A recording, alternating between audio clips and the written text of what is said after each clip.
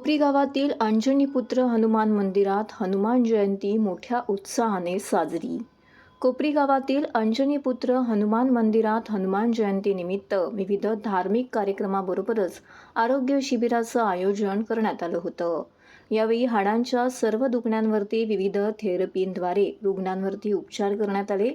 ठाणे पूर्व कोपरी गाव येथे जुनं अंजनीपुत्र हनुमान मंदिर असून वर्षभर अंजनीपुत्र हनुमान सेवाभावी संस्थेच्या माध्यमातून मंदिरामध्ये मंगळवारी हनुमान जयंती साजरी करण्यात आली।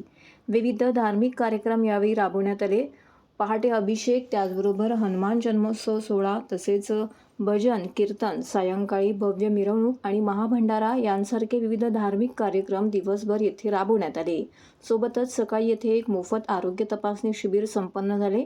या शिबिरामध्ये परिसरातील नागरिकांनी मोठ्या संख्येने उपस्थित राहून आरोग्य तपासणीचा लाभ घेतला। माजी नगरसेविका मालती पाटील आणि रमाकांत दादा पाटील यांच्या पुढाकाराने हे शिबिर घेण्यात आलं होतं। या आरोग्य शिबिरामध्ये रुग्णांना कोणत्याही व्याधींची लक्षणे आढळून आल्यास त्यांच्यावरती उपचार करण्याचं मार्गदर्शन उपस्थित तज्ज्ञांनी येथे केले। तसेच या ठिकाणी विविध थेरपी देखील देण्यात आला। अशा प्रकारे विविध धार्मिक उपक्रम राबवित त्याचबरोबर आरोग्यविषयक उपक्रम राबवित कोपरीतील अंजनीपुत्र हनुमान मंदिरामध्ये हनुमान जयंती उत्सव सोहळा साजरा झाला। तसेच सायंकाळी या ठिकाणी भव्य पालखीची मिरवणूक देखील काढण्यात आली। त्यानंतर भंडाऱ्याचं आयोजन करण्यात आलं होतं। परिसरातील नागरिकांनी मोठ्या संख्येने येथे उपस्थित राहून या भंडाऱ्याचा आस्वाद घेतला।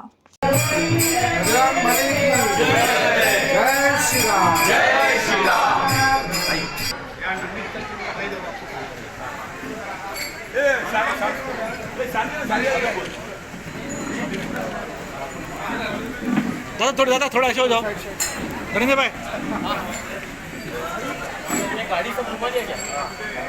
अंजली आयोजित हनुमान साहेब समोर आपल्या विभागाचे माजी खासदार आणि संजय नाईक साहेब आलेले आहेत। त्या वतीने आम्ही सर्व जय श्रीराम, जय श्रीराम, जय श्रीराम, भारत माता की जय, वंदे मातरम। शर्माजी यांचं इथे माझे खासदार संजय नाईक यांच्याकडनं प्रशस्ती पत्र देऊन त्यांना इथे शुभेच्छा देण्यात येत आहेत। त्याचप्रमाणे राजकोट बबलू केसरवाणी सिप्ला कंपनी केसरवाणी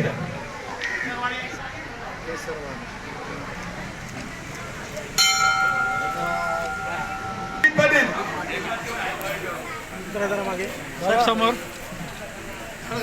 अमित पाटील राजभवन पोहोचलेले आहे।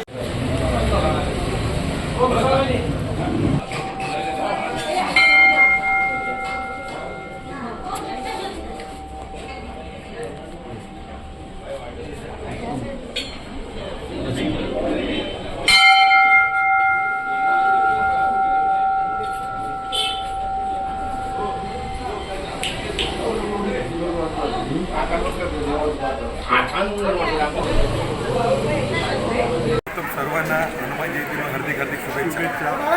आज या ठिकाणी सकाळपासून हनुमान जयंती निमित्त गोरगरिबांसाठी कोपरी गावातील अनेक वृद्धांसाठी अनेक प्रकारचे शस्त्रक्रियेची मोफत शस्त्रक्रियेसाठी हृदय विकारावरती असेल, एन्जिओग्राफीचे एन्जिओप्लास्टिक असेल, त्याच्यानंतर मग हर्निया असेल, अशा अनेक गोष्टी जे मोफत शस्त्रक्रियेचं शिबिर, त्याचप्रमाणे मोफत डोळे तपासणी व अल्पदरात चष्मा वाटप, त्याचप्रमाणे महत्त्वाचं आजच्या वेळेला जे आजार चाललेले आहेत, हाडाचे आजार आहेत, त्या गुडघेदुखी, कंबरदुखी याच्यावरती मोफत लेप लावणे अशा शस्त्रक्रियेचं चांगल्या डॉक्टर येऊन त्याने मेडिकल आरोग्य शिबिर राबवलं जातं। त्याचप्रमाणे संध्याकाळी 5 वाजता या ठिकाणी आज आपल्या वीर हनुमानची पालखी निघून संध्याकाळी 7:30 वाजता महाप्रसादात कार्यक्रम आहे। तरी मी सर्वांना इथे विनंती करतो, तुम्ही जरूर या जागृत अशा हनुमान मंदिराला भेट देऊन याचा सर्वांना लाभ घ्यायचा। जय श्रीराम, बजरंग बली की जय। सर्व नागरिकांना आवाहन करण्यात येत आहे की सध्या डासांमार्फत पसरणाऱ्या डेंग्यू या आजाराचा प्रसार रोखण्यासाठी प्रत्येकाने पुढील प्रमाणे कार्यवाही करावी। डेंग्यू आजार एडिस इजिप्ती हा डास चावल्याने होतो। या डासांची पैदास साचलेल्या किंवा साचवलेल्या स्वच्छ पाण्यामध्ये होते। 8 दिवसांपेक्षा जास्त दिवस पाणी उघडे व साचून राहिल्यास त्यात डास अंडी घालतात। अंड्यांच्या अळ्या तयार होऊन पुढे डास तयार होतात।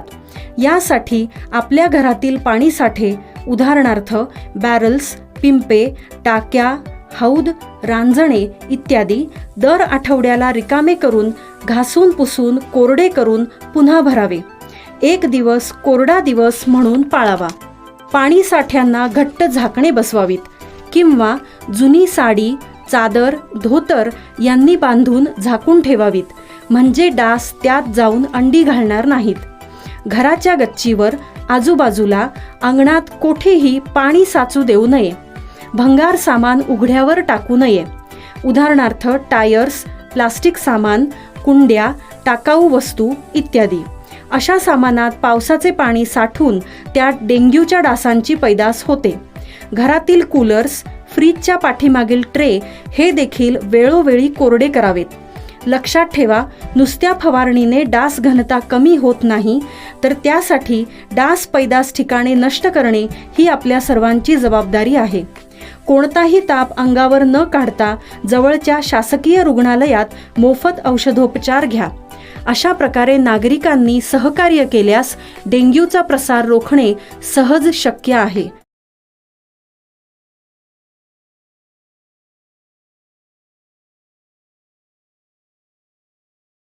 संजय भोईर यांच्या पाठपुराव्यानंतर कापूरबावडी, कोलशेत, ढोकाई रोड वाहतुकीसाठी पुन्हा खुला.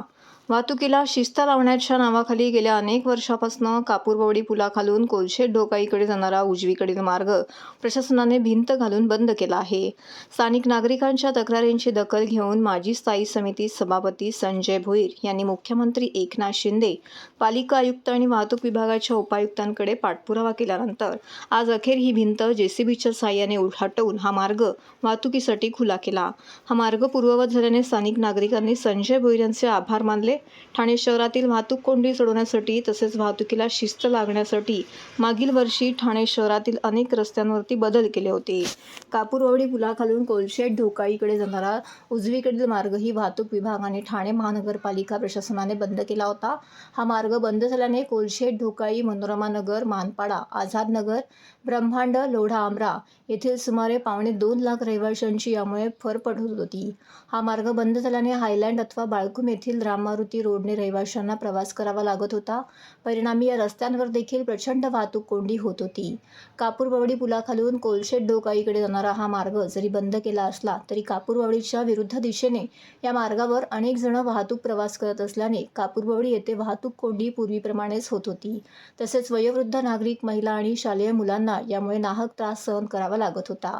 तसेच अपघाताचीही भीती होती. स्थानिक लोकप्रतिनिधी या नात्याने माजी स्थायी समिती सभापती संजय भोईर, माजी विरोधी पक्षनेते देवराम भोईर, माजी नगरसेविका उषा संजय भोईर, माजी नगरसेवक भूषण भोईर आणि युवा नेते विकेश भोईर यांनी ठाणे महानगरपालिका आयुक्त, वाहतूक विभागाचे पोलीस उपायुक्त यांच्याकडे सातत्याने पाठपुरावा सुरू ठेवला होता. मुख्यमंत्री एकनाथ शिंदे यांच्याकडे याबाबत चर्चा करण्यात आली होती. काही दिवसांपूर्वी हायलँड येथील मैदानात शिवसेनेने आयोजित केलेल्या महोत्सवात मुख्यमंत्री एकनाथ शिंदे उपस्थित होते. तेव्हाही संजय भोईर यांनी हा रस्ता खुला करण्याची मागणी केली होती. आज अखेर संजय भोईर यांच्या पाठपुराव्यानंतर हा रस्ता खुला करण्यात आला आहे. तसेच नागरिकांच्या मागणीनुसार आज सदर रस्ता खुला करण्यात यावा यासाठी भाजपाचे दत्ता गाडगे, हेमंत म्हात्रे, निलेश पाटील, तन्मय भोईर, मत्स्यगंधा पवार यांनी सांगितलं की आम्हीही भाजपाच्या वतीने सुरुवातीपासून यासाठी आमदार संजय केळकर यांच्या नेतृत्वाखाली पाठपुरावा करत होतो. त्यासाठी वारंवार पत्रव्यवहारही करत होतो. म्हणून यावेळी भाजपाच्या वतीने मुख्यमंत्री एकनाथ शिंदे, आमदार संजय केळकर व सर्वांचे आभार त्यांनी व्यक्त केले. गेल्या 5 ते 6 महिन्यापासून आम्ही सातत्याने संजय भोईर असेल, मी असेल, उषा भोईर असेल, भूषण भोईर असेल, आणि सातत्याने हा कल्लोळ खोला आम्ही मागे लागलो होतो. आणि हा कट खोलाच्या दृष्टिकोनाचा आम्ही प्रयत्न करत असताना त्याविषयी माननीय मुख्यमंत्र्यांच्या आमच्याबरोबर चर्चा झाली आणि मुख्यमंत्र्यांच्या ठिकाणी हा कट तोडण्यासंबंधात तत्काळ मंजुरी दिली. आणि त्या ठिकाणी त्या भागातले म्हणजे कोचर रोडचे सर्व या ठिकाणी जे सोसायटीचे लोक आहेत, त्या जो नाहक त्रास होत होता तो त्रास आजपासून त्या दूर होणार आहे. त्या दिवसापासून त्या ठिकाणी कोलशेत रस्ता जो कट त्या ठिकाणी बंद केला होता आणि लोकांना येण्या जाण्यासाठी जो त्रास त्या ठिकाणी सहन करावा लागत होता. ज्या दिवसापासून हा कट बंद त्या ठिकाणी करण्यात आला त्या दिवसापासून आम्ही जो पाठपुरावा करत होतो आणि माननीय मुख्यमंत्र्यांशी आम्ही सतत त्या ठिकाणी चर्चा करून आज मला तर वाटतं की 10-15 वेळेस त्या ठिकाणी आम्ही चर्चा केली आणि त्यांना व्यवस्थित परिस्थिती त्या ठिकाणी समजून सांगितली की बाबा ह्या कटमुळे त्या ठिकाणी लोकांना ट्रॅफिकचा सामना करावा लागतो आणि त्यामुळे त्या ठिकाणी लोकांना येण्या जाण्यासाठी जो त्रास त्या ठिकाणी सहन करावा लागतो. जवळजवळ 1-2 तास त्या ठिकाणी ट्रॅफिकमध्ये त्या ठिकाणी राहावं लागतं. म्हणून माननीय मुख्यमंत्र्यांची परवा त्या ठिकाणी आम्ही ज्यावेळी सभेसाठी आले होते त्यावेळेस त्या ठिकाणी आम्ही चर्चा केली. त्यावेळेस त्यांनी मंजुरी त्या ठिकाणी दिली आणि मंजुरी दिल्यानंतर या मंजुरीच्या ह्याच्यातनं आम्ही काम चालू त्या ठिकाणी केलेलं आहे. माननीय आयुक्त साहेबांशीही बोलणं झालं, ट्रॅफिक डीसीपींशी पण त्या ठिकाणी बोलणं त्या ठिकाणी झालं. सर्वांनी मंजुरी त्या ठिकाणी दिल्यानंतर आज आम्ही त्या ठिकाणी हा कट ओपन करत आहोत. सगळ्यांचा तक्रार हा रस्ता ओपन करून द्या, कारण मुलांना शाळेत जाण्याचा त्रास होता, महिलांना वर्किंग डे साठी, कारण इथून जाण्यासाठी त्यांना रस्ता नसल्यामुळे पूर्ण ट्रॉफिकमध्ये 2-2 तास ट्रॉफिकमध्ये थांबून त्यांना प्रवास करावा लागत होता. म्हणून संध्याकाळी जर आपण बाहेर गेला आणि घरी येण्याचा विचार केला तर प्रत्येक वेळेस ट्रॉफिकचा सामना करावा लागत होता. म्हणून हा रस्ता आज आम्ही ओपन केलेला आहे. सन्माननीय मार्गदर्शन ज्यांनी आम्हाला शिंदे साहेबांनी यांनी जो हा आदेश दिला होता की हा रस्ता ओपन करून घ्या आणि सगळ्या लोकांना हा प्रवास करण्यासाठी हा रस्ता ओपन होईल, त्यांचा मी आभार मानते. शिंदे साहेबांचं, मुख्यमंत्र्यांचं मी अभिनंदन करते आणि त्यांच्याकडनं स्वागत बी करतो. त्या इकडच्या ज्या सोसायट्या होत्या त्या सोसायटीच्या लोकांची मागणी होती आणि तिथं आमच्या पत्रकारांची बी मागणी होती का या भागातला जो रस्ता आहे तो रस्ता आपला कापरावडी ते आपला डोकाली हा रस्ता ओपन झाला तर बरं पडेल. जेणेकरून हायलँडवरनं किंवा आपण दोस्तीच्या इथून जात होतो तेव्हा ट्रॅफिक खूप व्हायची आणि तिथून जाण्याचा रस्ता बी खूप लांब होतं. तर या रस्ता ओपन केल्यामुळं आता या परिसरातील जी लोक आहेत, जी सोसायटीमध्ये लोक राहतात त्या लोकांना चांगलं हे झालेलं आहे. कारण हा 2 मिनिटाचा रस्ता होता, तिथून जायचं तर 10 मिनिटं लागत होती. हा रस्ता ओपन झाल्यामुळं खूप लोकांच्या आता परिस्थिती खूप चांगली आहे. ज्यावेळी ठाणे महानगरपालिका भांगर साहेब आले त्याच्यानंतर इकडचे जे क्रॉसिंग होतं सगळं बंद करायला गेलं. त्यावेळी हे क्रॉसिंग बंद केलं होतं आणि ज्यावेळी बंद केलं त्यावेळीपासून आम्ही सर्व भारतीय जनता पार्टीचे कार्यकर्ते हे खुलं करण्याबाबत सगळ्यांना निवेदन देतो. इथल्या सगळ्या सोसायटीचे पदाधिकारी असतील, सोसायटीचे रहिवासी असतील, नागरिक असतील या आणि रिक्षावाले असतील, वाहनधारक सुद्धा, या सगळ्यांची मागणी होती की हा रस्ता परत खुला केला जावा आणि यासाठी माननीय आमदार संजय केळकर साहेब यांच्याकडे पण आम्ही पाठपुरावा केला. आमच्या मागणीला अनुसरून आमदार संजय केळकर साहेब यांनी डीसीपी असतील, ठाणे महानगरपालिका आयुक्त असतील यांच्याकडे पत्र पाठवून पाठपुरावा केला आणि या 6 महिने कुठे पाठपुरावा केल्यानंतर आज हा रस्ता पुरा खुला केला जातोय. नमस्कार. खरं पाहायला गेलं तर गेल्या वर्षभरापासनं जी फडफड आपल्या कुलशेत रोडचे हायलँडचे रहिवासी असतील यांना हा जो मार्ग होता बंद करण्यात आला होता. मेट्रोच्या कामाचं निमित्त सांगून हा मार्ग बंद करण्यात आला होता. परंतु जर आपण पाहिलं तर गेल्या वर्षभरापासनं हायलँड रोड असेल, कुलशेत रोड असतील, या रोडवरील सर्व नागरिक याच्यातनं त्रस्त झाले होते. या विभागातले माननीय स्थानिक आमदार संजयजी केळकर साहेब यांच्या निदर्शनात जेव्हा ही गोष्ट आली त्यावेळेस तातडीच्या बैठका माननीय आयुक्त असतील ठाणे महानगरपालिकेचे, माननीय डीसीपी साहेब असतील ट्रॅफिकचे, यांच्या जेव्हा निदर्शनात आणून तिथे जवळपास 2 ते 3 पाहणी दौरे झाले आणि या पाहणी दौरे झाल्यानंतर कुठेतरी आश्वासित केलं गेलं की बाजूला जी मेट्रो लाईन चालू आहे त्याच्या पिलरचं काम झाल्यानंतर त्वरित हा खोललं जाईल. की हा जो कापरवाडीचा रस्ता जो बंद होता तर त्याच्यामुळे तो बंद झालं. त्या रोडच्या मुळे ते ट्रॅफिक थोडी वाढलेली होती त्या पट्ट्यामध्ये. तर संजय भोईर साहेबांच्या, देवराम भोईर साहेब, उषा भोईर आणि भूषण भोईर साहेबांच्या मार्गदर्शनाखाली शिंदे साहेबांना रिक्वेस्ट करून, प्रताप साहेबांना रिक्वेस्ट करून, ट्रॅफिक आणि TMCना रिक्वेस्ट करून हा रस्ता वर्षभराच्या फॉलोअप नंतर आज हा रस्ता ओपन होत आहे. सदरचा रस्ता हा गेल्या वर्षभरापासून बंद होऊन जो लोकांचा त्रास होता त्याकरता मी मान्य संजय केळकर साहेबांचे आभार मानतो की जो हा रस्ता ओपनिंग होण्याची काय गरज होती तो त्यांनी माननीय मुख्यमंत्री महोदयांना पटवून सांगितला. माननीय मुख्यमंत्र्यांचे देखील आभार मानतो आणि त्याचप्रमाणे मी संजय केळकर साहेबांचे डोकाळी, कोलशेत, बाळकोट, हायलँड या विभागातले तसेच लोढा, आमारा, एव्हरेस्ट सोसायटी या सर्व सोसायटीच्या सदस्यांचे त्यांचे जाहीर आभार मानतो.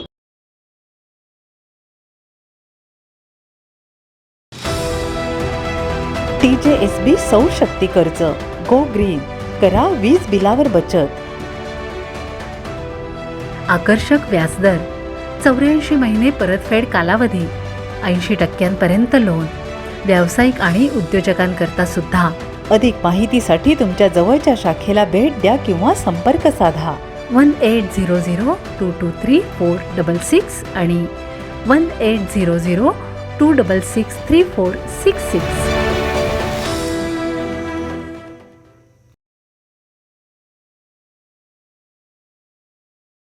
दरवर्षी एप्रिल महिन्यात मुलांच्या पालकांच्या शिक्षकांच्या गुणांना वाव मिळावा म्हणून राजहंस मोठा उपक्रम आयोजित करते. यावर्षीही 23ला काशीनाथ घाणेकर नाट्यगृहामध्ये हा कार्यक्रम संपन्न झाला. अतिशय सुंदर अशा वातावरणामध्ये गायन वादन आणि नृत्यांनी परिपूर्ण असा कार्यक्रम झाला.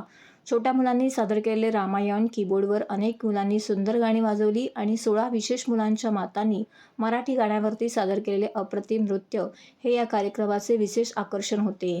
अंजूर येथे होणाऱ्या प्रकल्पाची माहिती या नृत्याच्या माध्यमातून देण्यात आली. एकूणच बहारदार कार्यक्रम येथे संपन्न झाला. राजहंस फाउंडेशन ही संस्था गेल्या 10 वर्षापासून ठाण्यामध्ये ऑटिझमविषयी जागरूकता करण्याचं काम करते. याची सुरुवात 2013मध्ये स्वतः पालक असलेल्या मनीषा सीलम यांनी तो राजहंस 1 ऑटिझम अवेअरनेस ग्रुपच्या माध्यमातून केली होती. त्याचंच रूपांतर नंतर राजहंस फाउंडेशनमध्ये झाले. या संस्थेच्या स्थापनेपासून ते चालवण्यापर्यंत सर्व गोष्टी पालकांनीच विशेषतः मातांनी केलेल्या आहेत आणि त्या करत आहेत. आतापर्यंत 70च्या वर मुलांसाठी अनेक वेगवेगळे वर्कशॉप, पालकांसाठी तज्ज्ञांकडून मार्गदर्शन, ऑटिझमबद्दल अवेअरनेस वाढवण्याचं कार्यक्रम, रॅली, फनफेअर, प्रदर्शन भरवणे असे बरेच कार्य फाउंडेशननी केलेलं आहे. 2016मध्ये संस्थेचे व्होकेशनल सेंटर सुरू झाले, ज्यात हस्तव्यवसायाचा अनेक वस्तू जसे की तोरण, कंठी, LED हँगिंग्स वगैरे तयार होतात. चॉकलेट, वेगवेगळ्या प्रकारची ज्वेलरी तयार केली जाते. कम्प्युटर ट्रेनिंग, डेटा एंट्रीची कामं करणं आणि असे अनेक उपक्रम येथे राबवले जात आहेत, ज्याचा उद्देश मुलांना स्वतःच्या पायावरती उभं करणं हा आहे.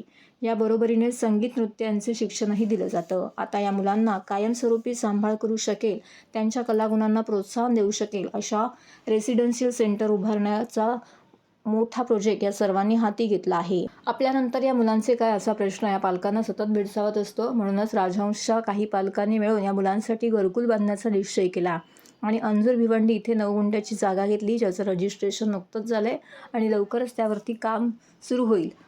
आश्वत असे या प्रकल्पाचं नाव आहे. ठाणे महानगरपालिकेतर्फे जागतिक वसुंधरा दिन साजरा. रायलादेवी तलाव परिसर स्वच्छता, खुली पर्यावरण कार्यशाळा, चित्रकला स्पर्धा आणि प्लॅस्टिकच्या कचऱ्याचे संकलन अशा विविध उपक्रमांच्या माध्यमातून ठाणे महानगरपालिकेतर्फे सोमवारी 22 एप्रिल रोजी जागतिक वसुंधरा दिन साजरा करण्यात आला. परिसर भगिनी विकास संघ या स्वयंसेवी संस्थेच्या स्वयंसेवकांनी रायलादेवी तलाव परिसराची स्वच्छता केली. या मोहिमेत भीमनगर येथील अभ्यास वर्गातील विद्यार्थी, कचरा वेचक महिला, महापालिका कर्मचारी यांनी सहभाग घेतला. त्यांनी या अभियानात परिसरातून 25 किलो प्लॅस्टिक कचरा संकलित केला. या प्रसंगी विद्यार्थ्यांना वसुंधरा दिनाविषयी माहिती देण्यात आली. त्यानंतर या विद्यार्थ्यांसाठी चित्रकला स्पर्धेचं आयोजन करण्यात आलं होतं. ठाणे महानगरपालिका आणि पर्यावरण दक्षता मंडळ यांनी नागरिकांना पर्यावरण संवर्धनाचे महत्त्व पटवून देण्यासाठी ऑनलाईन खुल्या पर्यावरण शाळेचा उपक्रम सुरू केला आहे. या उपक्रमात 22 एप्रिल रोजी डॉक्टर संजय जोशी यांचं व्याख्यान झाले. त्यांनी पर्यावरण चळवळ, त्यांची सुरुवात, वसुंधरा दिनाचा इतिहास याची माहिती दिली. यंदाच्या वसुंधरा दिनाची संकल्पना ग्रह वी प्लॅस्टिक अशी आहे. त्या अनुषंगाने डॉक्टर जोशी यांनी प्लॅस्टिकचा वाढता वापर, त्यांच्या विविध प्रकारांमुळे होणारे प्रदूषण आणि त्याचा पर्यावरणावर होत असलेला परिणाम याची माहिती उदाहरणासह दिली. तसेच दैनंदिन जीवनशैलीमध्ये प्लॅस्टिक वापरामुळे होणारा कचरा कमी करण्यासाठी सोपा उपायांचा अवलंब करण्याची आवश्यकता असल्याचं देखील त्यांनी सांगितलं. आतापर्यंत या कार्यशाळेची 10 सत्र झाली आहेत. ती आपले पर्यावरण या YouTube वाहिनीवरती उपलब्ध आहेत. ही सत्र दर शुक्रवारी 4 ते सायंकाळी 6 या वेळात ऑनलाईन होतात. त्या नागरिकांनी मोठ्या प्रमाणावरती सहभागी व्हावे असं आवाहन महानगरपालिकेच्या प्रमुख पर्यावरण अधिकारी मनीषा प्रधान यांनी केलं आहे.